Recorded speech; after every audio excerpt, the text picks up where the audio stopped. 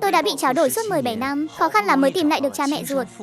Nhưng trong mắt họ chỉ có kẻ giả mạo đã thay thế tôi 17 năm qua. Tiểu thư đó, lần này tôi nhất định sẽ đòi lại món nợ 17 năm này, phải đòi lại cả vốn lẫn lời. Các bà nhìn cô gái đi xe đạp kia kìa. Đó chẳng phải là đứa con gái dưới quê của Lữ Trường Chu sao? Chắc không phải cô ta đâu.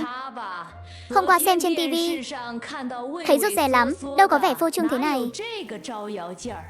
Xe đạp đắt thế lại còn cần tem phiếu. Dân quê lấy đâu ra mà mua được? Mấy kẻ có tiền có quyền này đều một ruột như nhau. Chỉ biết nịnh trên nạt dưới, thật nực cười. Tôi chẳng buồn liếc mắt nhìn họ lấy một cái. Hai chân nhấn mạnh bàn đạp. Men theo con đường hôm qua, tôi đã thuận lợi tìm thấy cục công an nơi chị Văn Thư làm việc. Phải trả lại 5 cân tem phiếu lương thực và 10 đồng đã. Ái cha, đại mỹ nhân nhà ai đây?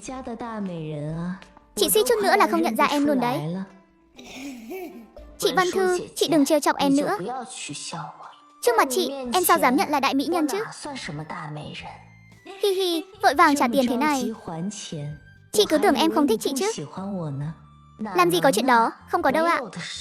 Nếu em thực sự không thích ai đó, thì em chỉ có lợi dụng họ không ngừng thôi.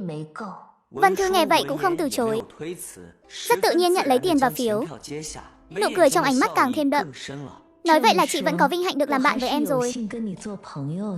Đó là điều em mong còn không được nữa là chỉ cần chị Văn Thư không sợ bị người ta cười chê.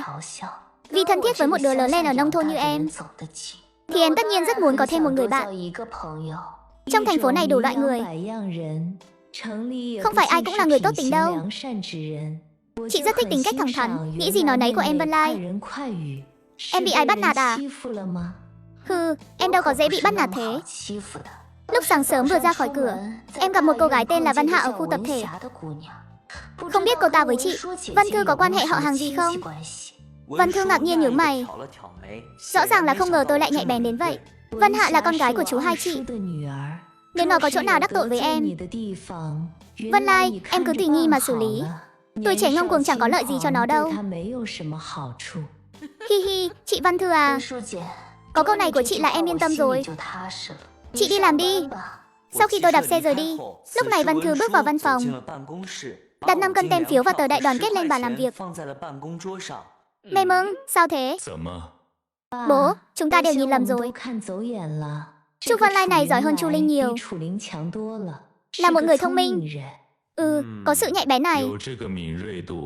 Đúng là khá hơn Chu Linh kia thật. Còn thích thì cứ qua lại với con bé nhiều vào. Tôi đạp xe đi thẳng đến bến xe khách. Bên cạnh bốt gác có một người đàn ông cao lớn.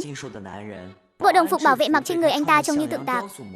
Còn trong bốt gác là một thiếu niên da trắng trẻ trung, cứ cúi đầu đọc sách suốt. Đồng chí nhỏ dừng lại, xe đạp không được dắt vào trong đâu. Anh trai ơi, anh còn nhớ tối hôm kia không?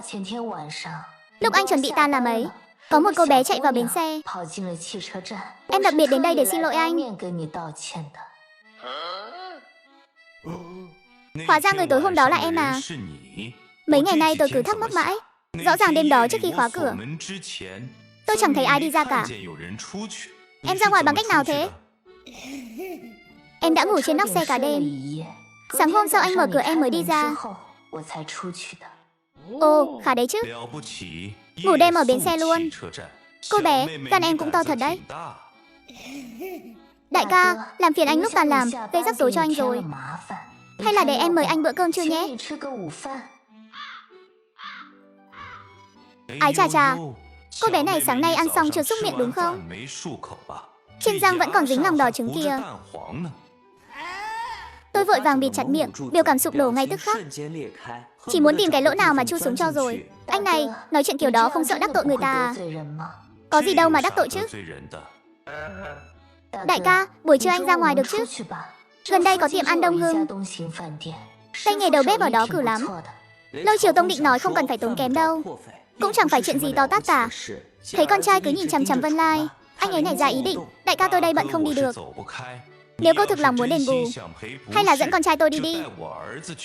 Thằng bé ăn uống thanh đạm, ăn cũng không nhiều đâu. Tôi nhìn theo hướng tay anh ấy. Cậu thiếu niên trong sảnh có đôi mày kiếm, mắt phượng, mũi gồ, trông đúng chuẩn tướng mạo của kẻ gian thần luôn. Đây là con trai anh sao? Thế nào, con trai đại ca trông khôi ngô chứ? Vấn đề không phải là khôi ngô hay không. Hơn nữa, càng nhìn tôi càng thấy cái mũi và khuôn miệng này hình như đã gặp ở đâu rồi. Ha ha ha, cô em à, tiết chế lại chút đi. Con trai tôi mới có 15 tuổi thôi. Cô đừng có làm nó sợ. Đại ca, cái gì mà mới có 15 chứ? Tôi cũng mới 17 thôi đấy nhé. Hả? Cái gì cơ? Cô mới 17 á? Chắc không phải là 27 chứ? Đại ca, anh đừng có quá đáng thế chứ. Anh mà còn thế nữa là tôi giận thật đấy. Tuổi tác mà cũng làm già được sao? Tôi lừa anh thì có ích lợi gì cho tôi đâu. Cái đó thì chưa chắc đâu. Nhỡ đâu cô lại nhắm trúng con trai tôi thì sao? Ha ha. Tôi thực sự muốn lấy bánh xe cán qua anh ta luôn cho rồi. Tuy con trai anh trông cũng ra dáng lắm, nhưng tôi chưa đến mức đi thích một đứa em nhỏ tuổi đâu. Được rồi, anh cứ yên tâm tuyệt đối đi. Giao con trai anh cho tôi. Ăn xong tôi sẽ đưa thằng bé về.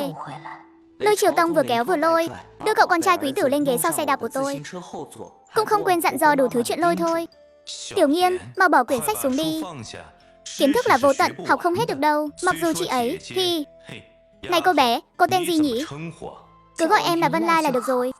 Mặc dù Vân Lai là chị, nhưng con là con trai. Ra ngoài Nam Nhi phải biết bảo vệ phụ nữ. Giờ vẫn còn sớm mới đến giờ cơm trưa. Hai đứa cứ đi dạo quanh đi, không cần vội quay về đâu. Vân Lai à, Tiểu Nghiên sức hơi yếu. Em chờ nó thì đạp xe chậm chậm thôi nhé. Tuyệt đối đừng để nó bị thương. Nó mà chảy xì dâu là không cầm được đâu. Chẳng phải nói đàn ông phải bảo vệ phụ nữ sao? Lại Triều Tông nhìn bóng lưng hai người dần rời đi, không kìm được mà chống cằm suy nghĩ. Tiểu Nghiên vậy mà không từ chối. Tiểu Nghiên thích kiểu con gái như Vân Lai. Cậu có đeo đồng hồ không? Giờ đã 10 giờ chưa? Một cánh tay mặc áo sơ mi trắng dài tay vươn ra phía bên trái của cậu ấy. Chu Vân Lai liếc nhìn, đã gần 10 giờ rưỡi rồi. Cái miệng của cậu đúng là cậy không ra lời mà. Nếu cậu cứ im như thóc thế này thì tôi tự quyết định đấy nhé. Ghế sau không có tiếng đáp lại, chỉ có tiếng lật giấy khô khốc đến ghê răng. Được rồi, cậu em này đúng là không muốn nghe bố lải nhải. Chỉ là muốn đổi chỗ nào không ai làm phiền để đọc sách thôi. Tôi chẳng buồn nói thêm nữa, đạp xe thẳng đến Bách Hóa tổng hợp. Tôi vào trong dạo một lát.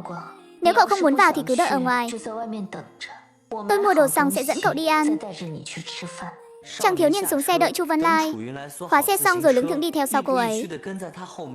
Trên tay vẫn cầm cuốn sách. Cậu nhìn đường cẩn thận chút. Lỡ có bị thương thì đừng có đổ thừa tôi. Chàng thiếu niên coi như không nghe thấy gì, đến đầu cũng chẳng buồn ngẩng lên. Cậu em này của thực là hơi thiếu lễ phép rồi. Cứu mạng, có người dùng đồ chơi tác động vật lý kia.